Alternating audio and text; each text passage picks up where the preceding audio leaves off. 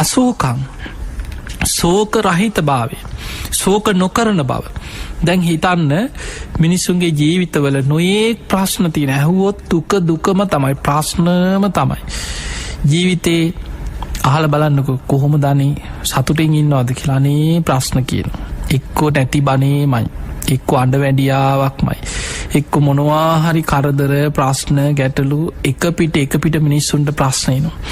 එක්කො නෑදෑයු නිසා එක්කො යාළු මිත්‍රයෝ නිසා එක්කෝ ජීවත්වෙන්න අපහසුකං එක්කො දරුවන්ගේ ප්‍රශ්න මොනවාහරි ප්‍රශ්න ගැන හිතා මිනිස්සු දුක්වෙනවා සෝක කරන. ඒ නිසා මේ සෝක රහිත භාවේ ජීවිතය ඇතිවෙන ප්‍රශ්න ඉදිරියේ හිත හදාගන්න මේ අටලෝ දහමත් එක්කත් ඊළඟට ඇතිවෙනදේ. අටලෝ දහම ඉදිරියේ කම්පා නොවෙන කෙනාට සෝක නොකර ඉන්නත් පුළුව. එතකොට සෝක රහිත භාවයක් සෝක නැති හිතක් ඇති කරගන්න නම් ඔහුට අටලෝ දහම ඉදිරියේ කම්පා නොවීම ඔහුට සෝක රහිත හිතක් ඇති කරගන්න උපකාර වෙන දෙයක්. ඒ නිසා සෝක රහිත භාවය අසෝකං කියන ඔබේ ජීවිතය තුළ ඇති කරගන්න දක්ෂවෙන්. හැම වෙලාම ජීවිතය යථා ස්වභාවය හිතන්. ඒ නිසා ඊළඟ එක තමයි විරජං මේ කෙලෙස් මලවලින් දුරුවීම රාගාදී කෙලෙස් වලින් දුරුවීම මංගල කාරණයක් කියන. පිංගතුනි මේ රාග ද්වේෂ මෝහාදී අකුසල් නිසා ඒවා ආශ්‍රව ධර්ම හැටියට අනුසය ධර්ම හැටියට ජීවිතය මතු වෙනවා බලවත් වෙනවා. මේ දීර්ඝ සංසාර ගමන තුළ අපේ විඤ්ඥානයේ ඉපදීපදී සතරාපායි වැටි යාපු මේ විඤ්ඥානයේ කෙලවරක් හොයාගන්න බෑ.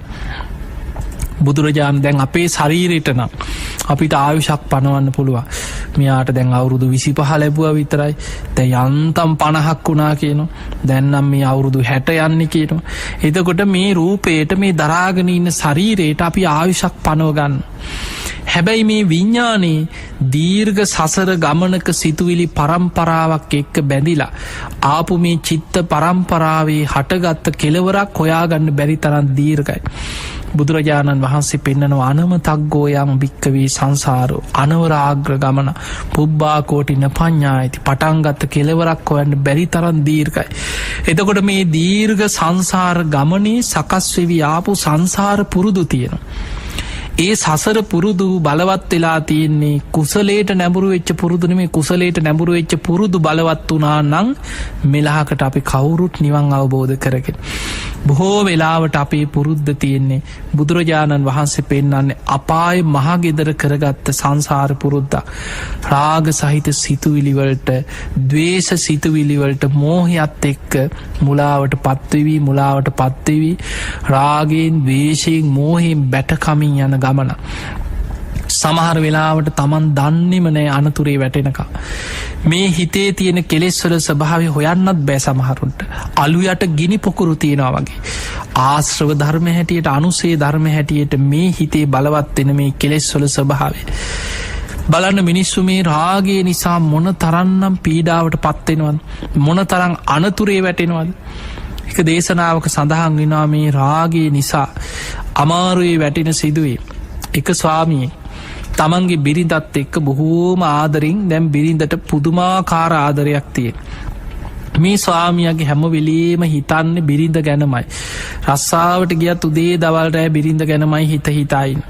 දැන් මෙහෙම බිරිඳත් එක්ක මේ ස්වාමියයි බිරිඳයි කාලයක් ජීවත් වෙනකොට ඈත පළාතක රස්සාවකට යන්න වුණා ස්වාමියාට. දැන් ඔන්න මාස කීපයක් එන්න විදිහක් නෑ. ඉතින් බිරිඳට බොහෝ ආදරෙන් පරිස්සමෙන් ඉන්න මගේ ඥාතීන් ඉන්නවා. ඒ අයට කරදරයක් වුණොත් කතා කරන්න දැන් බිරිඳට බොහෝ ආදරෙන් සියලු දේවල් සපයලා ගිහින් එනකම් පරිස්සමෙන් ඉන්න කියලා ස්වාමියා ඈත පළාතකට ගියා. මේ ගිය අතරතුර බිරිඳ මොකද කරේ ස්වාමියාගේ සහෝදරයෙක් එක්ක සම්බන්ධයක් ඇති වුණා. මේ රාගය නිසාම නොමග ගියා.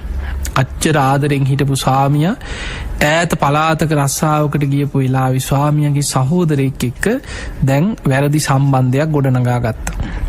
මේ සම්බන්ධය ටික දිග යනකොට කොහොම අතරතුර දැන් අර ඈත පළාතක රස්සාවකට ගිය ස්වාමියා හදිස්සියෙම රස්සාවේ කටයුතු අවසන් කළා ගෙදර ආවට පස්සේ දැම් බයයි මේ කහුයි ස්වාමියට අහුුණොත් මැරුම් කන්න වෙන්න පුළුව ප්‍රශ්නයක් ඇති වෙන්න පුළුව ඒ නිසා දවසක් දෙන්න කතා වුණා කොයි වෙලේ හරි අර ස්වාමියාව මේ ආරංචි වෙන්න කලින් මනුස්සයාව මරන්න සැලසුම් කරා ඒ වෙලාවේ දැම් බිරිඳ තමයි සැලසුම හදන් බිරිඳ මොකද කරේ අර තමන්ගේ ස්වාමියගේ සහෝදරයට කිව්වක් කොයි වෙලේක හරි එක පාරිම මරන්න කියෝ මේ කහු වෙන්න කලින් ඒ වෙලාවේ කලින් බෑබෑ මේ මගේ සහෝදරය මටනං ඕක කරන්න බෑකිව අවසානි බිරිඳගේ පෙළඹවීම නිසාම මේකට කැමති වුණා දැම්මොකද කරේ තමන්ගේ ස්වාමියාව බොහෝම ආදරෙන් වගේ කතා කරලා එහෙනම් ඔයා නාන්න යන්න ගිහිලා ඉක්මනට ඇඟ පත හොදගෙන එන්න නාගෙන එන්න කියලා ස්වාමියාට රෙදි ටිකක් දීලා නාන්නත් ඔක්කොම භාජනෙත් දීලා පිටත් කරලා හොඳට මුවහත් කරපු මන්නයක් දුන්නා අර ස්වාමියාගේ සහෝදරයට නාලා ගොඩට එනකොටම කොටන්න කියලා දැන් බලන්න මේ රාගය නිසා නොම ගැන හැටි මේ අටුවා කතාවක් සඳහන් වෙන සිදුවීම එතකොට අර ස්වාමිය නාලා ගොඩට එනකොටම හැංගිලා හිටපු සහෝදරය පැනපු ගමන් බෙල්ලට කෙටුව කොටලා පැනලා දීවා කෙටුවේ කවුද කියලා හොයාගන්න බැරි වුණා ඒ මැදගෙන වැටිලා පණ යනකොට මතක් වුණේ අනේ මගේ බිරිඳ මම මැරුණට පස්සේ අනේ මගේ බිරිඳට මොකද වෙන්නේ බිරිඳ තනිවෙයි කියලා අර බිරිඳ ගැන ආදරෙන් සෙනෙහසින් තමයි එහෙම පණගි රාගී ස්වභාවය දැන් මරණයට පත් වුණා දැන් ස්වාමියා මැරුණා දැන් අර දෙන්න දැන් ජීවත් වෙනවා දැන් ස්වාමියාගේ සහෝදරයත් එක්ක දැන් පවුල් කමින් ජීවත් වෙනවා කොහොම ටික කාලයක් යනකොට අර මැරිච්ච ස්වාමියා ගැරන්ඩියෙක් වෙලා දැන්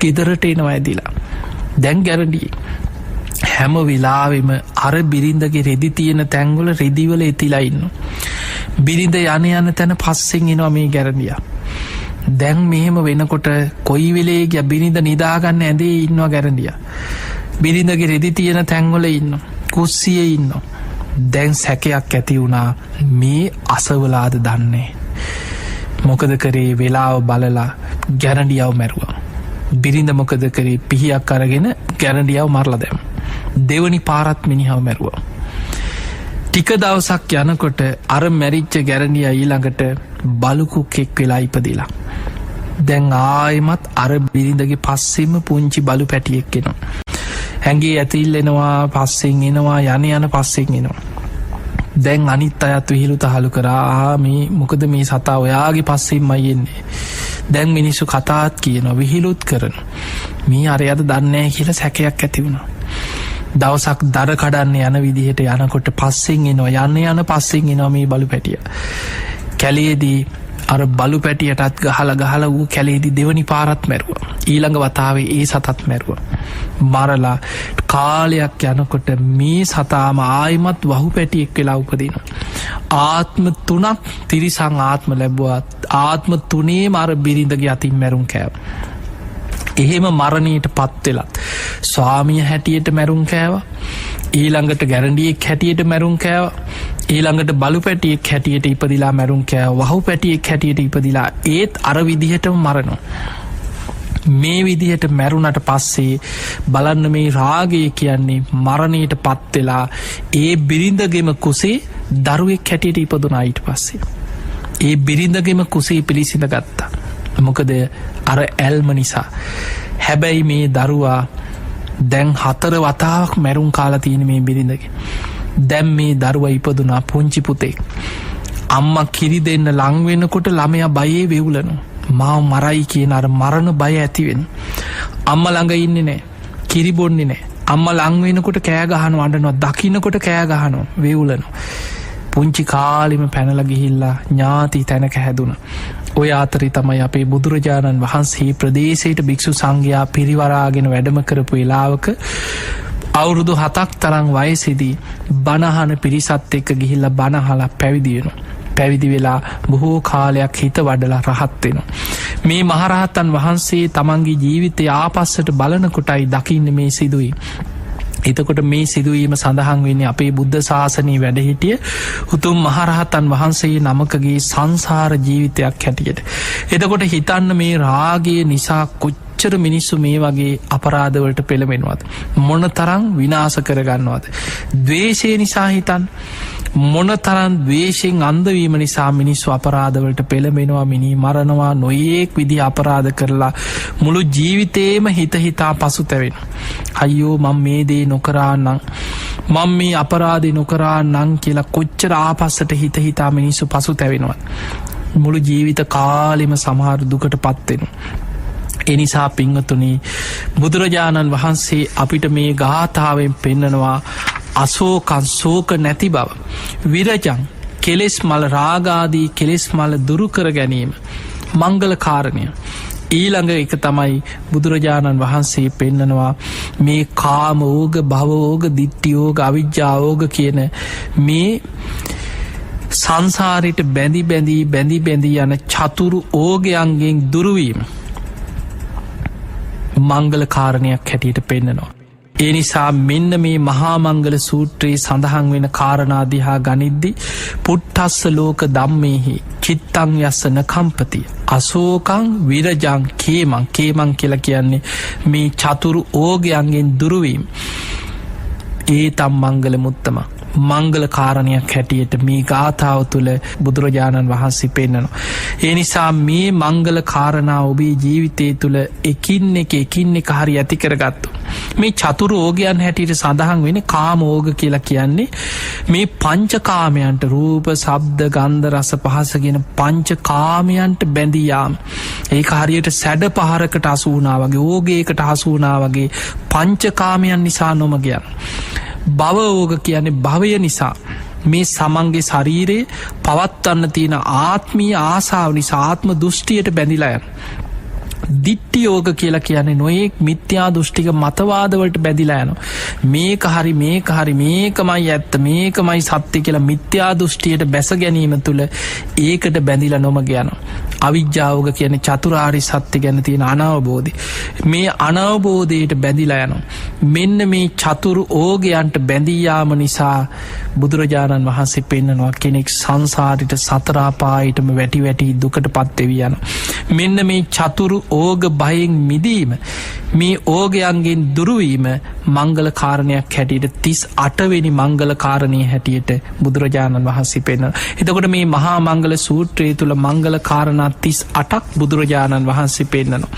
එතකොට අපිට පේනවා මෙන්න මේ මංගල කරුණු මුළු ලෝකෙම ගත්තොත් මංගල කාරණා හැටියට මේ සියල්ල එකතු කරාට පස්සේ අපිට බුදුරජාණන් වහන්සේ මහා මංගල සූත්‍රයේ තුළ මංගල කරුණු 38ක් පෙන්නවා.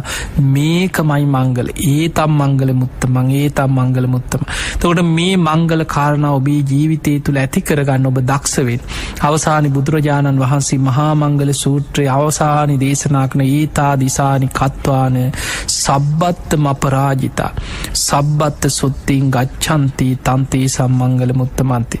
මේ ගාථාවේ සඳහන් වන යම් සත්ව කෙනෙක් මේ 38ක් වූ මංගල කාරණා ධර්මයන් තමන්ගේ ජීවිතය තුළ මේවා එකින් එක ඇති කරගත යුතු දේවල්, මේවා ඇති කරගන්නවා නම් සියලු තැන්හි පරාජය නොවී ඔහු අපරාජිත කෙනෙක් බවට පත් වෙනවා. සබ්බත්තම අපරාජිත, ඔහු සියලු තැන්හි පරාජයට පත් නොවී ඔහු ජීවිතේ ජයගන්න, සියලු සැපයට පත්වෙන. සබ්බත්ත සොත්තිං ගච්ඡanti, ඔහු සියලු සැපයට පත්වෙනවා මේ මංගල කාරණා ජීවිතය ඇති කර ගැනීම තුළ. තන්තේ සංමංගල මුත්තමන්ති. මේකමයි මංගල කාරණය හැටියට බුදුරජාණන් වහන්සේ මේ මහා මංගල සූත්‍රයේ දේශනා කරද්දී එදා දසදහසක් ලෝක ධාතුවල ධර්ම ශ්‍රවණය කරපු දෙවියන් අතර කෝටි ලක්ෂයක් තරම් දෙවි දේවතාවරු මාර්ගඵල ලැබුවා කියලා සඳහන් වෙනවා. එතකොට ඒ අතර අපිට පේනවා දෙවියන් කොච්චරනම් මේ දේශනාව එදා ශ්‍රවණය කරමින් ධර්මාවබෝධය ලබන්නට ඇද්ද. ඒ නිසා මෙවැනි වැදගත්ම මහා මංගල සූත්‍රයේ සඳහන් ගාථාවෙන් ගාථාව අපි ධර්ම දේශනා ගණනාවක්ම සිදු කරන්නට යෙදුණා. ඉතින් ඒ නිසා මේ මහා මංගල සූත්‍රය ඔබට පිරිත් පොතේ තියෙනවා, අරගෙන කියවන්න, සිංහලෙන් අර්ථ විස්තර මතක තියාගන්න. ඔබේ ජීවිතය තුළ පිරිතක් හැටියට, ආශිර්වාදයක් හැටියට, තුන් සූත්‍රයට අදාළ දේශනාවක් හැටියට භාවිතා කරනවා වගේම ඒ මංගල කාරණා ඔබේ ජීවිතය තුළ ප්‍රායෝගිකව එකක් හරි ඇති කරගන්න උත්සාහයක් ගන්න. ඒ මංගල කරුණු ජීවිතය ඇති කර ගැනීමම ඔබේ ජීවිතයට සියලු යහපත සැලසෙන ඔප සියලු දේවල් වලින් අපරාජිත කෙනෙක් බවට පත්වෙන සියලු යහපතෙන් ඔබේ ජීවිතයේ දියුණුව කරායන කෙනෙක් බවට පත්වෙන්නට පුළුවන්. ඉතින් ඒ පිණිස ඔබ හැම දෙනාටම මේ මහා මංගල සූත්‍රයේම ඔබට ආශිර්වාදයක් බවටම පත්වේවා කියලා අපි ඔබ හැම දෙනාටම ආශිර්වාද ප්‍රාර්ථනා කරනවා.